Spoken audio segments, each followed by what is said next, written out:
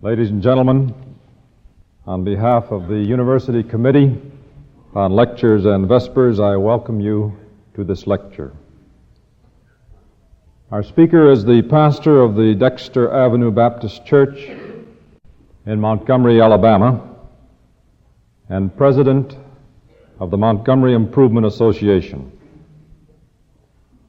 He is well known nationally and internationally for his role in helping to organize the successful bus protest or boycott in Montgomery slightly less than 4 years ago. At the age of 26, he had thrust upon him a responsibility heavy enough to crush a lesser man. Not only did he accept this courageously and with humility, he became the leader of a movement which, so far as I am aware, has no parallel in American history. It was largely through his efforts that the Negro citizens of Montgomery not only refrained from any use of violence over a period of 381 days in pressing for their rights, but also attempted to maintain at all times an attitude of love toward their neighbors and their opponents. Martin Luther King, Jr. is a son of the South and of a Christian parsonage. Born in Atlanta, Georgia, on January 15, 1929, he attended the public schools there and graduated from Morehouse College in that state. He holds the Bachelor of Divinity degree from Crozier Theological Seminary and the Doctor of Philosophy degree in Systematic Theology from Boston University. He has also studied at the University of Pennsylvania and Harvard University. Dr. King has received many honors and awards, including 6 honorary degrees. He has traveled extensively in Europe, Asia, and Africa. In 1957, at the invitation of the Prime Minister, he attended the independence celebration of Ghana, West Africa. This past spring, he spent 1 month in India, conferring with governmental leaders and Gandhian disciples at the invitation of the Gandhi Memorial Trust. In his very moving book, Stride Toward Freedom, published by Harper's in 1958, Dr. King gives a report and interpretation of the Montgomery experience as well as of racial problems generally. He is also the author of a more recent book, The Measure of a Man. Ladies and gentlemen, I consider it a great privilege to present to you, speaking on the topic, The Future of Race Relations, Dr. Martin Luther King, Jr.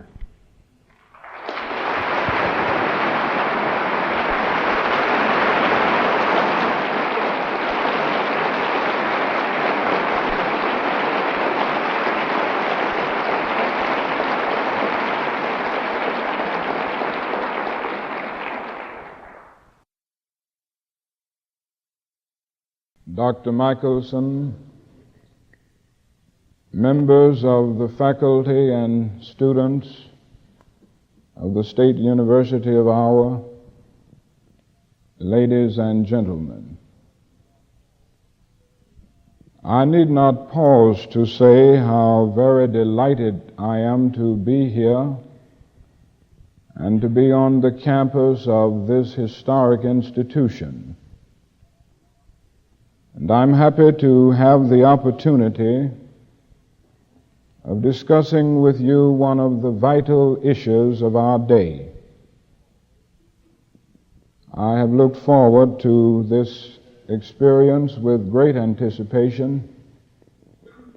As you know, I was to be here last year, but because of an unfortunate incident in my life, I could not come.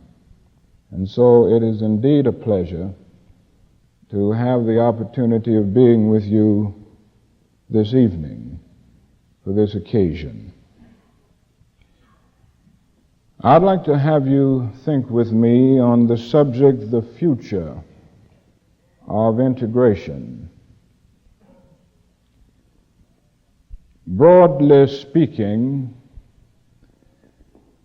there have been three distinct periods in the history of race relations in this nation. It is interesting to note that in each period, the Supreme Court of the nation rendered a decision that gave legal and constitutional validity to the dominant thought patterns of that particular period. The first period in the area of race relations extended from 1619 to 1863. This was the era of slavery.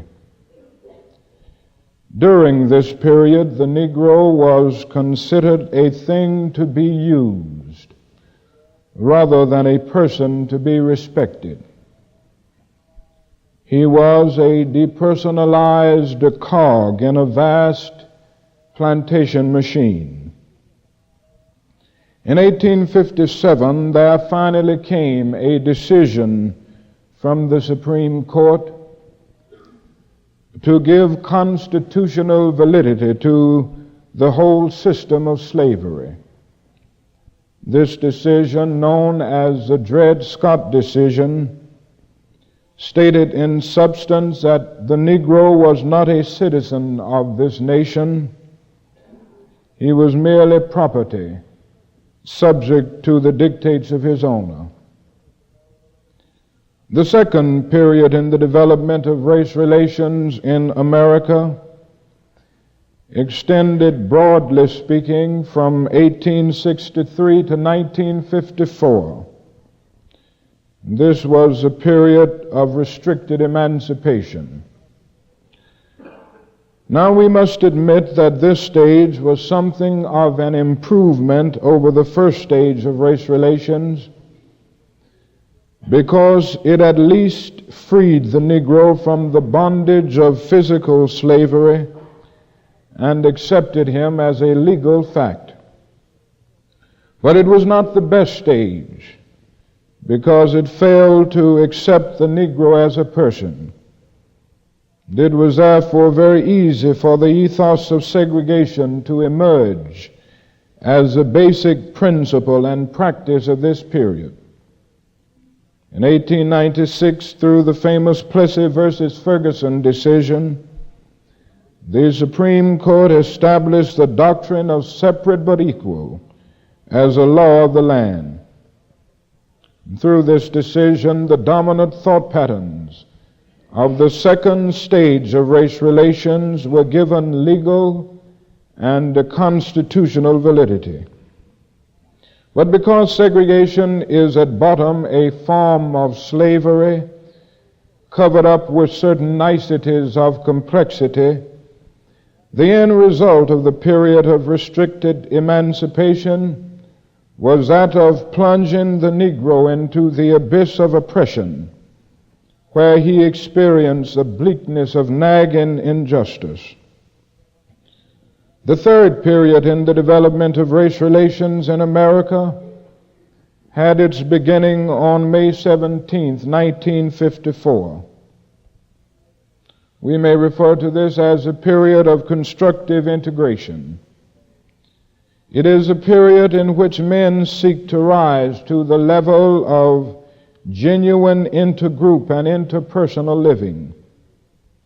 The Supreme Court's decision, which came to give legal and constitutional validity to the dominant thought patterns of this period, stated that the old Plessy doctrine must go, that separate facilities are inherently unequal, and that to segregate a child on the basis of his race is to deny that child equal protection of the law. As a result of this decision, we find ourselves standing on the threshold of the most constructive and creative period in the development of race relations in the history of our nation. To state it figuratively in biblical language, we have broken loose from the Egypt of slavery. We have moved through the wilderness of separate but equal. And now we stand on the border of the promised land of integration. And economic reprisals.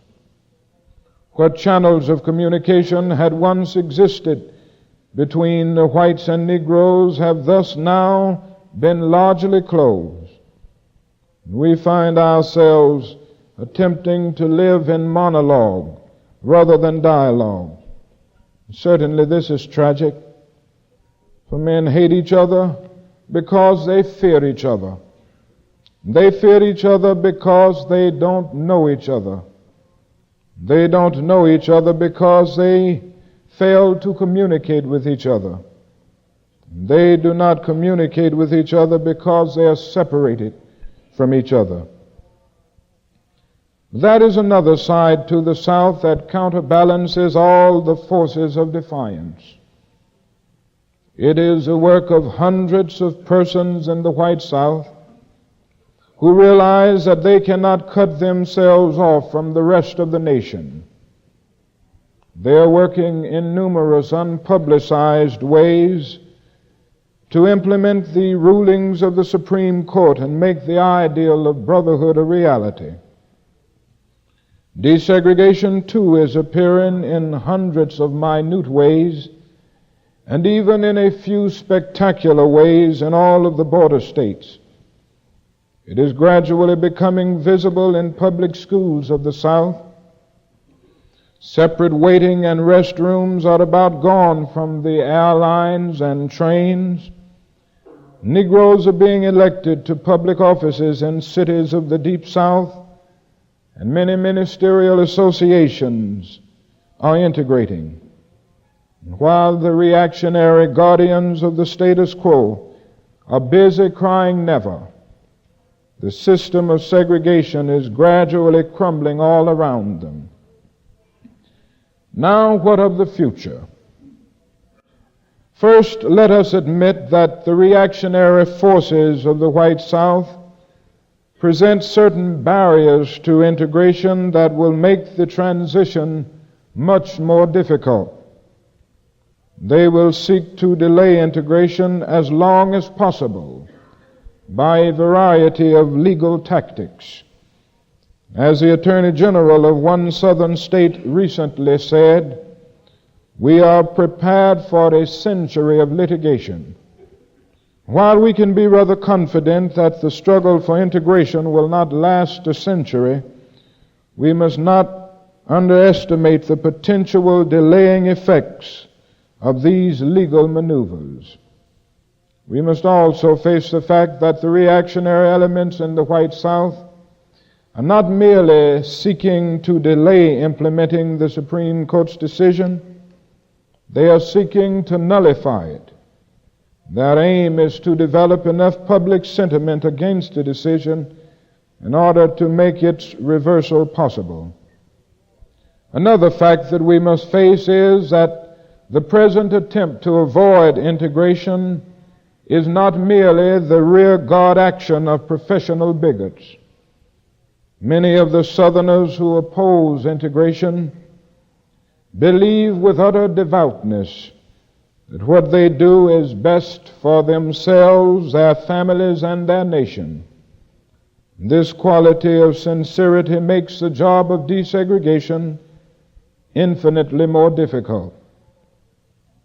But in spite of all of this, the opponents of desegregation are fighting a losing battle. The old South has gone, never to return again. Many of the problems that we are confronting in the South today grow out of the futile attempt of the white South to maintain a system of human values that came into being under the feudalistic plantation system, and which cannot survive in a day of democratic equalitarianism. First, if the South is to survive economically, it must inevitably industrialize. We see signs of this vigorous industrialization with the concomitant urbanization throughout every southern state. Day after day, the South is receiving new multi-million-dollar industries.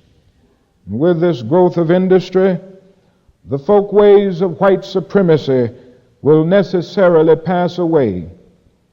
Moreover, Southerners are learning to be good businessmen, and as such realize that bigotry is costly and bad for business. This growth of industry will increase the purchasing power of the Negro, and this augmented purchasing power will be reflected in more adequate housing, improved medical care, and greater educational opportunities. Each of these exemplifies further weakening of segregation. In spite of screams of "over my dead body will any change come," one must not minimize the impact upon the South of federal court actions. Federal court decrees have altered transportation patterns, educational mores, use of public parks, and a myriad of other matters. The habits, if not the hearts of people, are being altered every day by federal action. These major changes have a cumulative force, conditioning other segments of life. The South next reveals increasing sensitivity to the force of world opinion. Few indeed are the Southerners who relish having their status lumped in the same category with the Union of South Africa as a final refuge of segregation. It is not pleasant either to be shown how Southern intransigence fortifies communist appeals to Asian and African peoples. Here it is further chipping away at old patterns. Also hopeful is the way in which human relations agencies of all types, public and private, are increasing their activities. Their still small voices go unheard many times amid the louder shouts of defiance, but their influence is felt and growing. More and more, the voice of the church is being heard. It is still true that the most segregated hour of Christian America is 11 o'clock on Sunday morning, the same hour when many are standing to sing in Christ, that is no east or west. How often the church has had a high blood pressure of creeds and an anemia of deeds. But in spite of this, we are beginning to shake the lethargy from our souls, and we are coming to see that the church cannot remain silent on such a vital moral issue. Here and there, churches are courageously making attacks on segregation and actually integrating their congregations. Ministerial groups throughout the Deep South are calling for compliance with the law and a new respect for the dignity and worth of all human personality. As the church continues to take a forthright stand on this issue, the transition from a segregated to an integrated society will be infinitely smoother. Another basic thing that we must mention here is the determination of the Negro himself to gain freedom and equality. This will be a powerful force in defeating the barriers of integration. For many years, the Negro tacitly accepted segregation. He was the victim of stagnant passivity and deadening complacency. But through the forces of history, something happened to the Negro. The social upheavals of 2 world wars, the Great Depression, and the spread of the automobile have made it both possible and necessary for the Negro to move away from his former isolation on the rural plantation.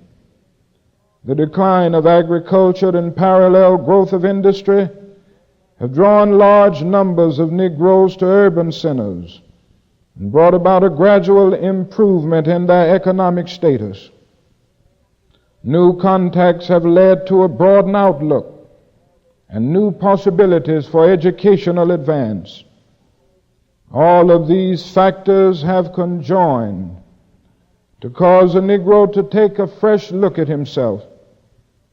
Once plagued with a tragic sense of inferiority resulting from the crippling effects of slavery and segregation, the Negro has now been driven to reevaluate himself. He has come to feel that he is somebody. He has come to feel that the important thing about a man is not his specificity, but his fundamentum, not the texture of his hair or the color of his skin, but the texture and quality of his soul. Today he can unconsciously cry out with the eloquent poet, "Fleecy locks and black complexion cannot forfeit nature's claim. Skin may differ, but affection dwells in black and white the same. Were I so tall as to reach the pole, or to grasp the ocean at a span, I must be measured by my soul. The mind is the standard of the man." With this new sense of dignity and self-respect, a new Negro emerged with a determination to achieve freedom and human dignity. Fortunately, the Negro has been willing to grapple with a new and powerful approach to his problem in the South, namely nonviolent resistance. And it is my great hope that as the Negro plunges deeper into the quest for freedom, he will plunge even deeper into the philosophy of nonviolence. As a race, we must work passionately and unrelentingly for first-class citizenship, but we must never use second-class methods to gain it. And our aim must not be to defeat or humiliate the white man, but to win his friendship and understanding. We must never become bitter, nor should we succumb to the temptation of using violence in the struggle. For if this happens, unborn generations will be the recipients of a long and desolate night of bitterness, and our chief legacy to the future will be an endless reign of meaningless chaos. I feel that this way of nonviolence is vital because it is the only way to reestablish the broken community.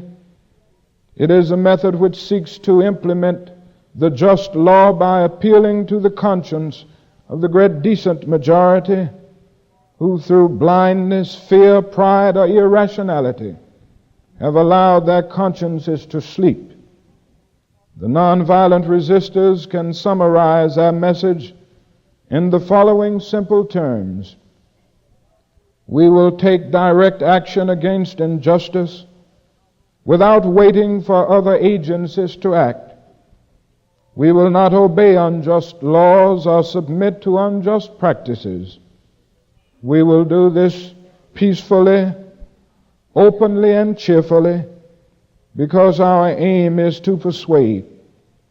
We adopt the means of nonviolence because our end is a community at peace with itself. We will try to persuade with our words, but if our words fail, we will try to persuade with our acts.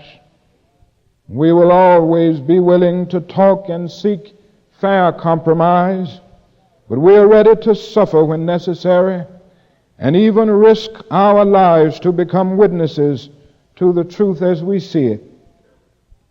I realize that this approach will mean suffering and sacrifice. And some will ask whether these acts of violence continue and increase as a result of the Negro following this method. What then can be his defense? Certainly not retaliatory violence. It seems to me that his defense is to meet every act of violence toward an individual Negro with the fact that there are thousands of others who will present themselves in his place as potential victims. If the oppressors bomb the home of one Negro for his courage, then this must be met by the fact that they will be required to bomb the homes of hundreds and thousands of Negroes. If they deny bread and milk to Negro children whose parents want them to be free, then they must be required to deny these children every necessity of life, water and air itself. This dynamic unity, this amazing self-respect, this willingness to suffer, and this refusal to hit back will soon cause the oppressor to become ashamed of his own methods. He will be left glutted with his own barbarity, forced to stand before the world and his God, splattered with the blood and reeking with the stench of his Negro brother. He will call an end to his self-defeating massacre. Yes, a Negro has come to the point that he can say to those who would block his freedom, we will match your capacity to inflict suffering by our capacity to endure suffering. We will meet your physical force with soul force. We will not hate you, but we cannot in all good conscience obey your unjust laws, because non-cooperation with evil is as much a moral obligation as is cooperation with good. And so do to us what you will, and we will still love you. Bomb our homes and threaten our children simply because we desire for them an equal education, and we will still love you. Put us in your jails for disobeying your unjust laws, and we will still love you. Send your hooded perpetrators of violence into our communities at the midnight hours, and drag us out on some wayside road and beat us and leave us half dead, and we will still love you. Send your propaganda agents all over the nation and make it appear that we are not fit socially, morally, or culturally for integration, and we will still love you. But be ye assured that we will wear you down by our capacity to suffer, and one day we will win our freedom. We will not only win freedom for ourselves, we will so appeal to your heart and conscience that we will win you in the process, and our victory will be a double victory. This, it seems to me, is the only lasting solution to this problem. And so what of the future? I am convinced that the future is filled with vast and noble possibilities. I have faith in the future because of my conviction that in the struggle for justice, we have cosmic companionship. Call it what you may, being itself with Paul Tillich, a process of concretion with Whitehead, a process of integration with Henry Nelson Wyman, a process of holism with Jan Smuts, an impersonal Brahman with Hinduism, our personal being of matchless power and infinite love.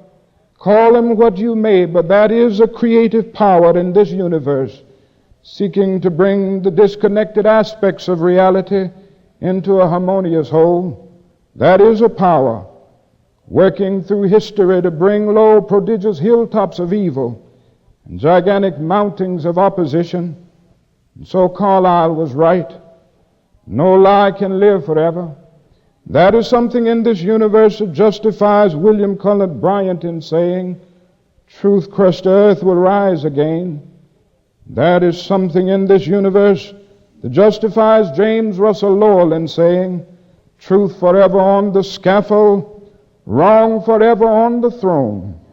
Yet that scaffold sways the future, and behind the dim unknown standeth God within the shadow, keeping watch above his own. In conclusion, Let me correct what may be a false impression derived from all that I have said.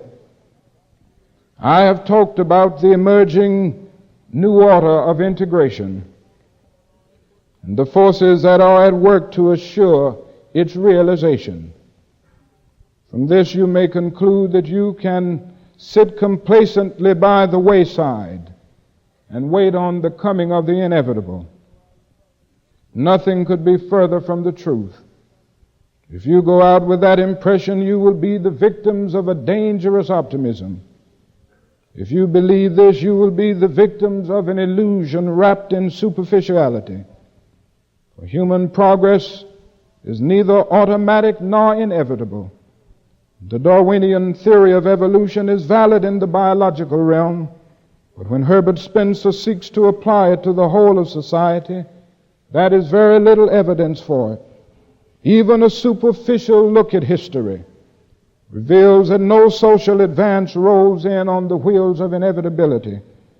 Every step toward the goal of justice requires sacrifice, suffering, and struggle, the tireless exertions and passionate concern of dedicated individuals. Without this persistent effort, time itself becomes an ally of the insurgent and primitive forces of irrational emotionalism and social stagnation. We have already suffered temporary setbacks in America as a result of this lack of vigorous and positive action. This is particularly true in the area of school integration. Here the forces that stand for the best in our national life have been tragically ineffectual.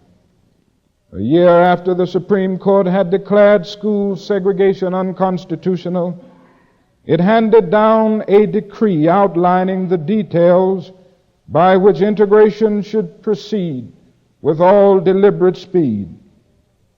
While the court did not set a definite deadline for the termination of the process, it did set a time for the beginning. And it was clear that the court had chosen this reasonable approach with the expectation that the forces of goodwill would immediately get to work and prepare the communities for a smooth and peaceful transition. But the forces of goodwill failed to come through. And as a result of the failure of the moral forces of the nation to mobilize behind school integration, the forces of defeat were given the chance to organize and crystallize their opposition. While the good people stood silently and complacently by, the misguided people acted. If every church and synagogue had developed an action program, if every civic and social welfare organization, every labor union and educational institution had worked out concrete plans for implementing their righteous resolutions, if the press, radio, and television had turned their powerful instruments in the direction of educating and elevating the people on this issue, if the President and the Congress had taken a forthright stand, if these things had happened, federal troops might not have been forced to walk the corridors of Central High School. In the final analysis, integration will become a reality in America when enough people come to believe that it is morally right and are willing to work passionately and assiduously for its fulfillment. And let me assure you that this is not merely a sectional problem, it is a national problem. The fact is that no section of this country can boast of clean hands in the area of brotherhood. We still face segregation and discrimination in the South in its glaring and conspicuous forms. And we still face it in the North, East, and West in its hidden and subtle forms. But we know if democracy is to live, segregation must die. For segregation is a cancer in the body politic which must be removed before our democratic health can be realized. The underlying philosophy of segregation is diametrically opposed to the underlying philosophy of Christianity and democracy. and all the dialectics of the logicians cannot make them lie down together. And so we have the moral responsibility to stand up courageously against this system. There are certain technical words in the vocabulary of every academic discipline which tend to become stereotypes and cliches. And psychologists have a word which is probably used more frequently than any other word in modern psychology. It is the word maladjusted. This word is the ringing cry of child psychology. Maladjusted. Now, in a real sense, all of us must live the well-adjusted life in order to avoid neurotic and schizophrenic personalities. But there are some things in our social system to which I'm proud to be maladjusted, and to which I suggested you too ought to be maladjusted. I never intend to adjust myself to the evil of segregation and the crippling effects of discrimination. I never intend to become adjusted to religious bigotry and narrow sectarianism. I never intend to become adjusted to the madness of militarism and the self-defeating method of physical violence. Therefore, I call upon you to be maladjusted. For you see, it may well be that the salvation of our world lies in the hands of the maladjusted. Let us be maladjusted as the prophet Amos, who in the midst of the injustices of his day could cry out in words that echo across the centuries, "Let judgment run down like waters, and righteousness like a mighty stream." As maladjusted as Lincoln, who had the vision to see that this nation could not survive half slave and half free. As maladjusted as Jefferson, who in the midst of an age amazingly adjusted to slavery could cry out in words lifted to cosmic proportions, "All men are created equal and are endowed by their Creator with certain unalienable rights, that among these are life, liberty, and the pursuit of happiness." As maladjusted as Jesus of Nazareth, who dared to dream a dream of the fatherhood of God and the brotherhood of man, and who stood before the men of his generation in the midst of the intricate and fascinating military machinery of the Roman Empire, and said, "He who lives by the sword will perish by the sword," and said again, "Love your enemies, bless them that curse you, pray for them that despitefully use you." The world is in desperate need of such maladjustment. And through such maladjustment we will be able to emerge from the bleak and desolate midnight of man's inhumanity to man into the bright and glittering daybreak of freedom and justice. And this will be the day when America will truly be the land of the free and the home of the brave.